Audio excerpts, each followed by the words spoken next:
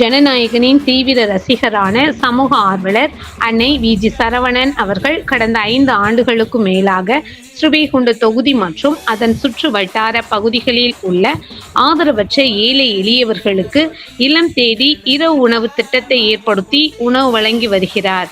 இந்நிலையில் தமிழக வெற்றிக் கழகத்தின் ஐம்பெரும் கொள்கை தலைவர்களுள் ஒருவரான சமூக ஆர்வலர் அஞ்சலையம்மாளை கொள்கை தலைவராக அறிவித்ததன் ஈர்ப்பால் தமிழக வெற்றிக் கழகத்துடன் இணைந்து தமிழக வெற்றிக் கழக தலைவர் தளபதி திரு விஜய் அவர்களின் ஆசியுடன் கழக பொதுச் செயலாளர் அண்ணன் புசி ஆனந்த் அவர்களின் வழிகாட்டுதலின்படியும் மதிய உணவு மற்றும் இரவு உணவு திட்டத்தை ஏற்படுத்தி உணவு வழங்கி வருகிறார்.